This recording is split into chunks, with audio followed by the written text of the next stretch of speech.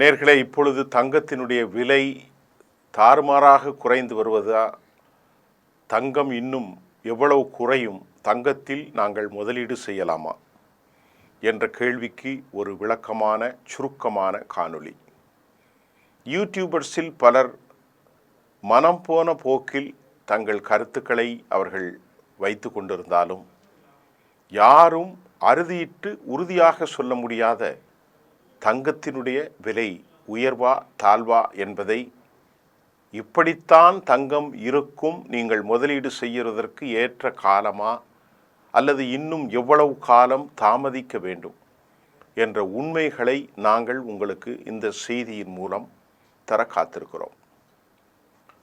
தற்போது 15,000 16,000 என்கின்ற அளவிற்கு தங்கத்தினுடைய 1 கிராம் விலை அது அப்படியே குறைந்து அது 12,000க்கு கீழ் வருமா என்ற கேள்விக்கு நாம் இப்பொழுது பதிலை பார்க்க போகிறோம். தங்கத்தை வாங்குவதற்கு இது சரியான தருணம் தானா அப்படிங்கிற ஒரு கேள்விக்கு நீங்கள் கேட்டீங்கன்னா அதுக்கு நம்முடைய பதில், தங்கம் என்பது ஒரு ப்ரிசியஸ் கோல்டு, அதாவது எல்லோ மெட்டல், விலை மதிப்பு மிக்க சிறந்த ஒரு மெட்டீரியல், அதாவது ஒரு மெட்டல். இந்தியா போன்ற நமது நாடுகளில் கலாச்சார பெருமைக்காகவும் ஆன்மீகத்தின் சில சாஸ்திர சம்பிரதாய நடவடிக்கைகளுக்குமாய் இந்தியாவிலே தங்கம் குவிக்கப்பட்டது.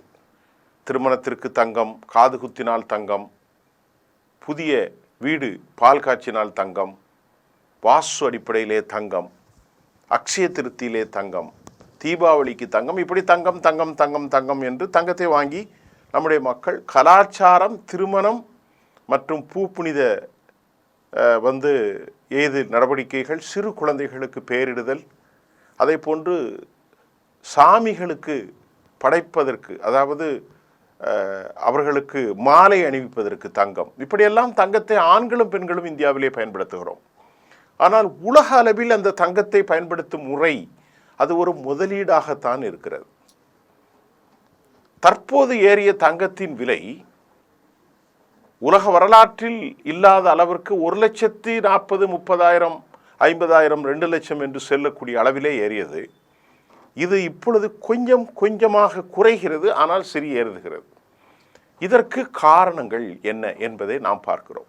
கடந்த மாதம் பிப்ரவரி மாதம் ஒரு அவுன்ஸினுடைய விலை, அதாவது பிப்ரவரி 28 சனிக்கிழமை ஈரானுடைய உள்நாட்டு நேரத்தின் அடிப்படையிலே காலை 7:30 மணிக்கு அமெரிக்காவும் இஸ்ரேலும் தாக்குதல் நடத்தினார்கள்.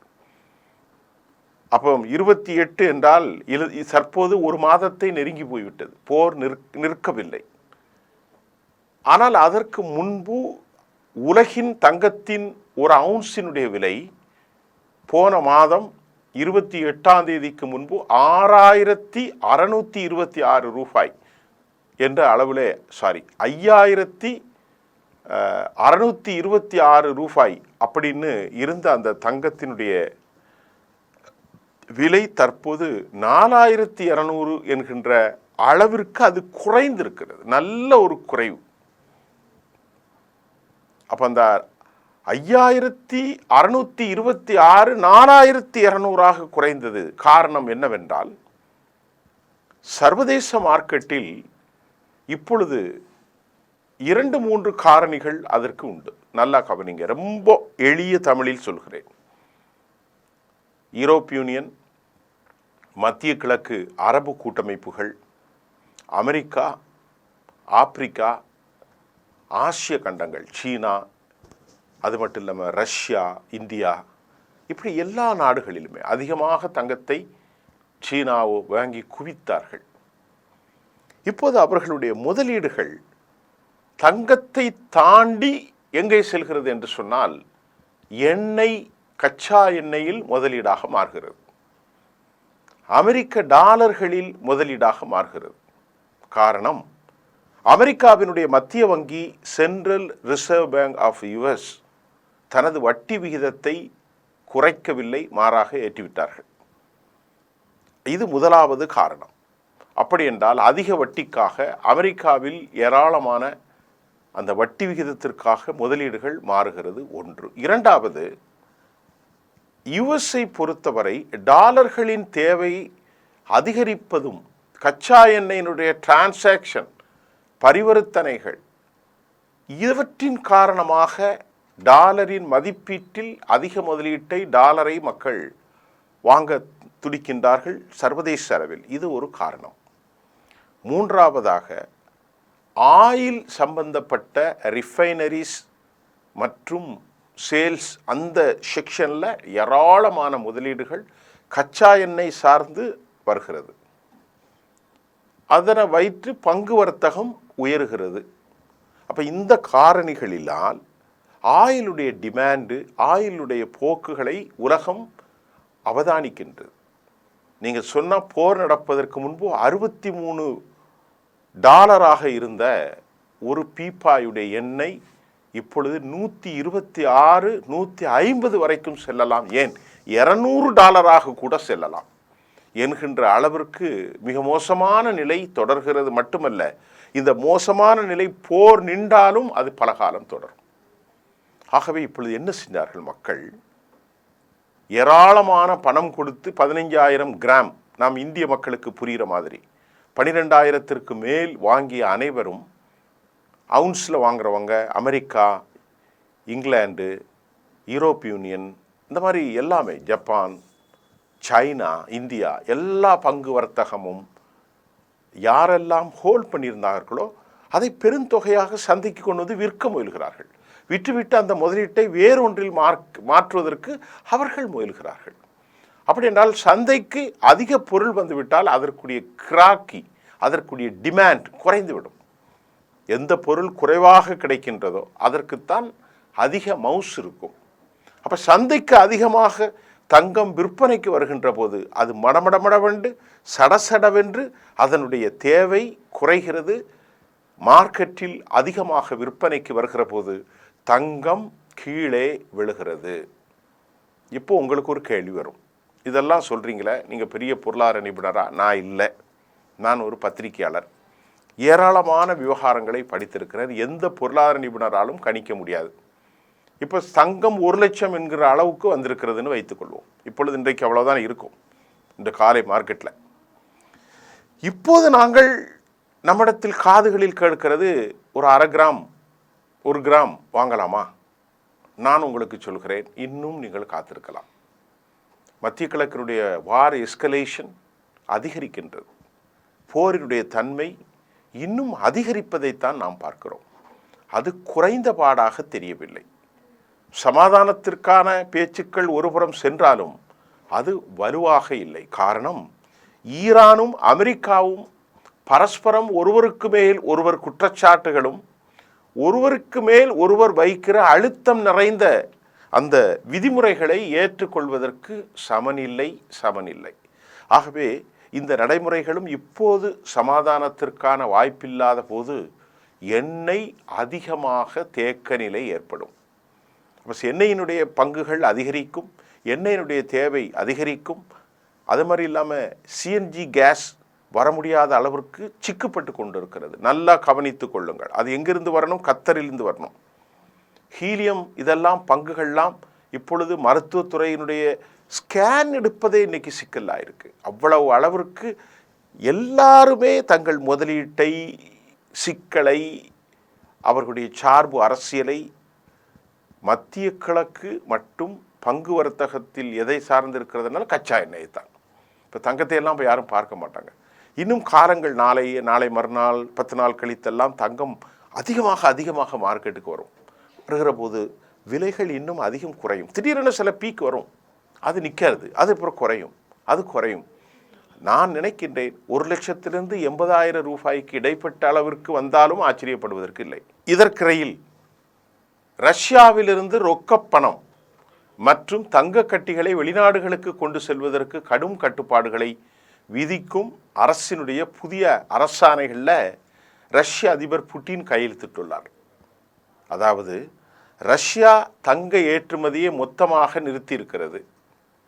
ஏப்ரல் 1 மற்றும் மே 1 முதல் அமலுக்கு வரும் இந்த உத்தரவுகள் ரஷ்ய பொருளாதாரத்தில் பெரும் அதிர்வலைகளை ஏற்படுத்தும். ரஷ்யாவினுடைய அதிகாரப்பூர்வ புள்ளிவிவர கணக்கு என்ன சொல்லுதுன்னா, கடந்த ஜனவரி 2026 மட்டும் சுமார் $13.2 பில்லியன் அளவிலான ரொக்கப்பணம் வங்கி அமைப்பை விட்டு வெளியேறியுள்ளது.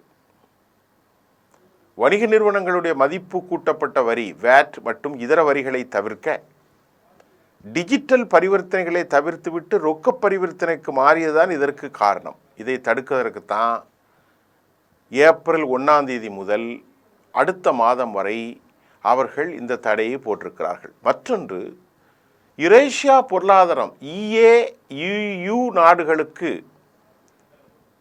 $1,00,000 மேல் மதிப்புள்ள ரூபிள் நோட்டுகளை கொண்டு செல்வதற்கும் தடை விதிக்கப்பட்டுள்ளது, குறிப்பிடத்தக்கது.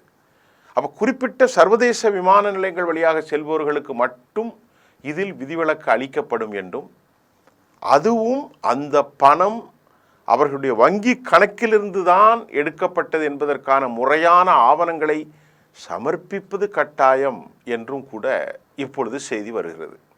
ஏன் இந்த தங்கத்தின் மீது பாயும் கட்டுப்பாடு என்றால், பணத்திற்கு பதிலாக தங்கம் இப்போது சட்டவிரோத பரிவர்த்தனைகளுக்கான மாற்றும் கரன்சியாக உருவெடுத்துள்ளது மட்டுமல்ல, சீட்டிங் பணமோசடி செய்பவர்கள் தங்கத்தை ஆயுதமாக பயன்படுத்துவதை முறியடிக்க ரஷ்யாவில் புட்டின் அரசு இந்த மாதிரி ஒரு கடும் நடவடிக்கைகளை எடுத்துள்ளது. வரக்கூடிய மே 1 முதல் இது இன்னும் அதிகப்படுத்தலாம். அடுத்து, தனிநபர்களோ அல்லது தனியார் நிறுவனங்களோ 100 கிராமுக்கு அதிகமாக எடையுள்ள தங்க கட்டிகளை கோல்டு பார்ஸ் வெளிநாடுகளுக்கு கொண்டு செல்வதற்கும் ரஷ்யா தடை. இருப்பினும் கூட வணிக ரீதியான கமர்ஷியல் பேங்க்ஸுக்கு இதில் கட்டுப்பாடு இல்லை. வின்கோவா, செரோமுட்டியாவோ போன்ற குறிப்பிட்ட அந்த சர்வதேச விமான நிலையங்கள் வழியாக மத்திய சேம்பரில் ஃபெடரல் ஆசி சேம்பர் அனுமதியோடு சங்கத்தை கொண்டு செல்லலாம். அதுவும் அவர்களுக்கு நிறைய கண்டிஷன் இருக்குது. இந்த ஃபெடரல் அஷை சேம்பர் அனுமதியோடு கொண்டு செல்லப்படும் தங்கத்திற்கு மட்டும் அனுமதி உண்டு. தங்கம் உலகின் மிக முக்கியமாக தங்கம் உற்பத்தி செய்யும் நாடுகளில் ஒன்றான ரஷ்யா தனது நாட்டின் தங்கத்தை வெளியேற்ற தடை விதிக்கும் போது சர்வதேச சந்தையில் தங்கத்தின் வரத்து குறைபாடு ஏற்படும். உலகளாவிய வர்த்தக மையங்களுக்காக கிடைக்கக்கூடிய தங்கத்தின் அளவு குறையும் போது இயல்பாக அதன் தேவை அதிகரித்து விலை உயரத் தொடங்கும். அதாவது கருப்பு பண பழக்கத்தை தடுக்க ரஷ்ய மக்கள் உள்நாட்டிலே அதிக அளவில் தங்கத்தை சேமிக்க தொடங்கினால் வேர்ல்டு மார்க்கெட்டில் புழங்கும் தங்கத்தின் அளவு சுருங்கும். இது முதலீட்டாளர்களையே பதட்டத்தை உருவாக்கி சர்வதேச சந்தையில் 1 கிராம் தங்கத்தின் விலை ஸ்பாட் பிரைஸ் கணிகமாக உயர்வதற்கு வழிவகுக்கும். ரஷ்ய நிதி அமைச்சர் துணை அமைச்சர் அலெக்சி மொய்சிவ் இது குறித்து தன் கருத்தில் என்ன சொல்கிறார் அப்படின்னா, வெளிநாட்டு செலவாணிகளுக்கு பதிலாக தங்கம் இப்போது சட்டவிரோத பணப்பரிமாற்றங்களாக பயன்படுத்தப்படுகிறது. இது மூலதனம் நாட்டை விட்டு வெளியேறுவதற்கு கருப்பு பணம் பெருகுவதற்கும் காரணம் என்று அவர் தெரிவிக்கிறார். இது ரஷ்யாவுடைய விஷயம் இருந்தாலும், ரஷ்யாவில் டிஜிட்டலைஸ் வரி உயர்வு காரணமாக தொழில் நிறுவனங்கள் உலக பொருளாதாரத்தை நோக்கி சாய்வதை தடுக்கத்தான் புட்டின் இந்த நடவடிக்கை எடுத்துள்ளதாக தெரிகிறது. இந்த அதிரடி மாற்றங்கள் ரஷ்யாவின் பொருளாதாரத்தை சீரமைக்குமா அல்லது பிளாக் மார்க்கெட் இன்னும் வேகப்படுத்துமா என்பதை நாம் பொறுத்திருந்து பார்க்கணும். இப்போ நான் இந்த செய்தி சொன்னது ரஷ்யா மட்டும்தான். உலக அளவில் தங்கத்தினுடைய சரிவுகள் இன்னும் தொடரும். இப்போ ரஷ்யா ஏற்படுத்தியிருக்கிற இந்த கண்டிஷன்ஸு இன்னும் அமலுக்கு வரலை.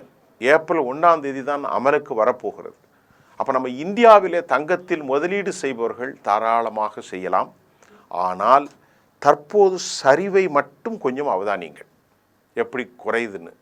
1 லட்சத்துக்கு கீழே குறைஞ்சா கூட உங்களுக்கு ஒரு 10,000 ரூபா கிராமுக்கு ஒரு 1 லட்ச ரூபா வந்துச்சுன்னா 90,000 ரூபா வந்ததுன்னா கூட உங்களுக்கு 10,000 ரூபா லாபம் வரும். மெதுவாக கவனியுங்கள். இந்த யூடியூப்பில் அங்கங்கெல்லாம் பேசுகிறதெல்லாம் நீங்கள் நம்பாதீர்கள். ஒன்று மட்டும் சொல்லி முடிச்சிடுறேன், தங்கம் எப்போதும் தங்கம்தான், அதற்கு மாற்று ஒன்றும் இல்லை. அது எப்போதுமே விலை உயர்வைத்தான் கொண்டு செல்லும். நான் இப்போது உங்களுக்கு சொல்வது அமெரிக்காவினுடைய ஃபெடரல் பேங்க், ரஷ்யாவுடைய கட்டுப்பாடு. நல்ல கவனிங்க. மத்திய கிழக்கின் ஆயில் விலை ஏற்றம் $200, பங்குச்சந்தை வர்த்தகத்தில் ஏற்பட்ட தடுமாற்றம், இதையெல்லாம் கூட்டி கழித்து போட்டால் தங்கம் இன்னும் சில காலங்களுக்கு குறையும். ஆனால் அதற்கு பிறகு அதற்கென ஒரு பெரிய பூம் வரும். இப்போ இந்த சில காலம் குறைகிறது அல்லவா, இன்றிலிருந்து, நேற்றிலிருந்து, நாளையிலிருந்து, நேற்று முன்தினம் இருந்து இந்த குறைவதை நீங்கள் அளவிட்டு வந்து கொண்டே இருங்கள். எப்போது நன்கு குறைகிறதோ அப்போது நீங்கள் வாங்கிக் கொள்ளுங்கள், வாங்கி வைத்து கொள்ளுங்கள், பயப்பட வேண்டாம். அது இன்றில்லாட்டில் 2 ஆண்டுகள் கழித்து நீங்கள் வாங்கிய தொகையோடு நீங்கள் $80,000 வாங்கிவிட்டீர்கள் என்று வைத்துக்கொள்வோம். அதாவது $10,000 வாங்கினால் 8 கிராம் 80,000 அல்லது 90,000, அது 1,50,000 ஆகிவிடும் இன்னும் 2 வருஷத்தில் வரும். அதில் டவுட் இல்லை. ஆனால் நான் இப்போ சொல்கிறது கவனமாக முதலீடு செய்யுங்கள், கவனமாக முதலீடு செய்யுங்கள். ரொம்ப குழப்பக்கூடாது உங்களை. மீண்டும் அடுத்த செய்தியில் சந்திப்போம்.